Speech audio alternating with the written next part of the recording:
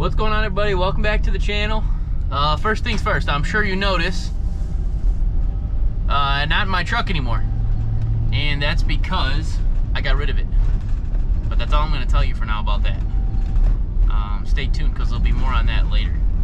But for now, I apologize. It's going to be loud because my stuff is temporarily in this vehicle. Anyways, today, it's starting to get cold here now again.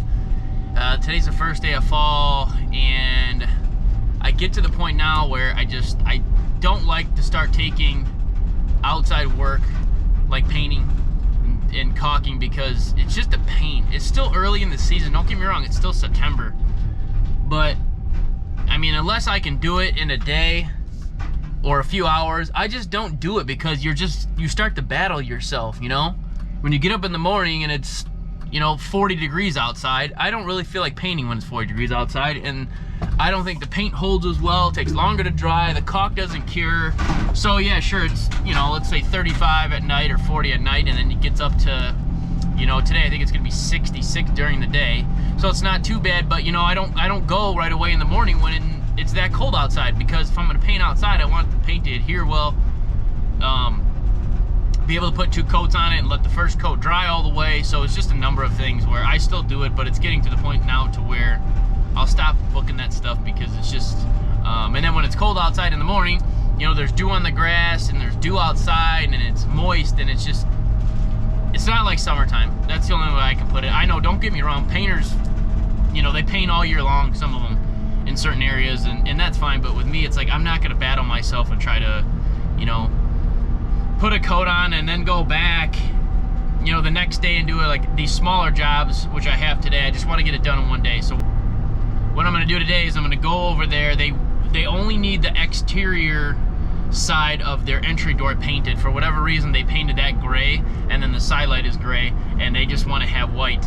So that's what I'm going to do. And then they got the dog that scratched one little jamb of the door in the back that I'm going to be working on that too also at the same time. So what my goal is, I'm going to get 1 coat on that exterior door, put the fan on it, let it get drying, go in there and work on the other jamb part, get that primed. And then they got 1 little strip of wood.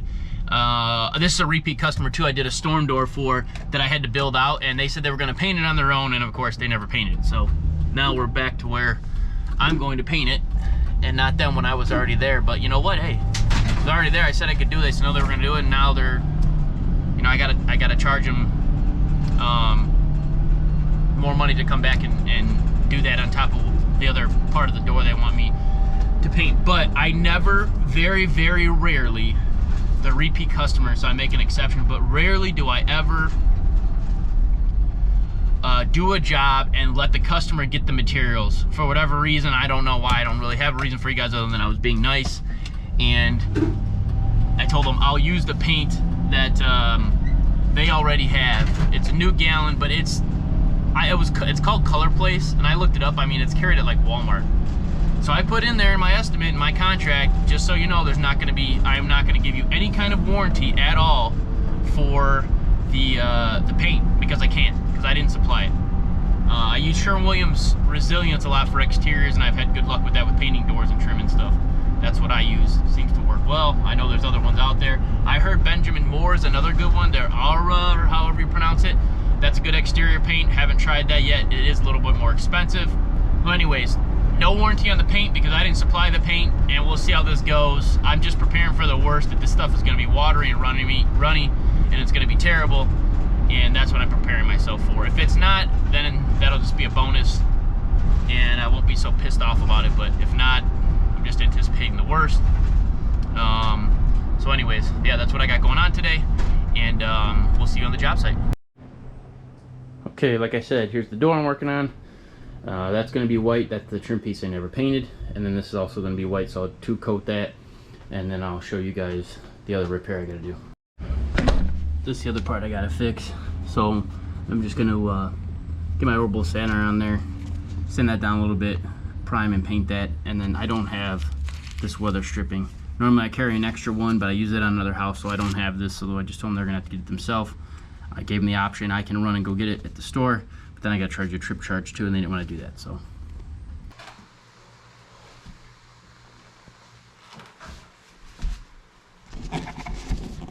That's exactly why I use a drop cloth right there. I got a hole in my container. I didn't even know it. Hi, Brian. 125 minutes.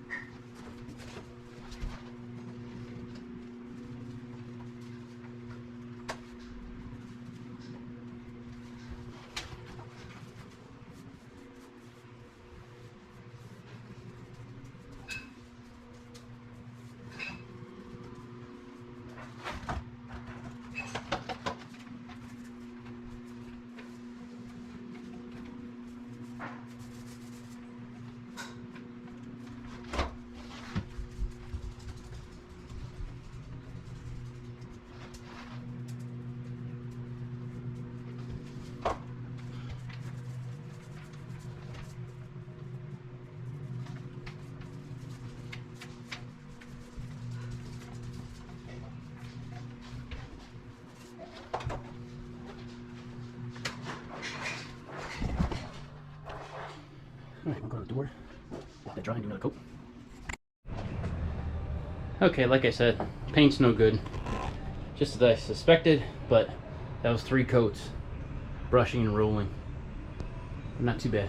It's still drying, but looks pretty good now.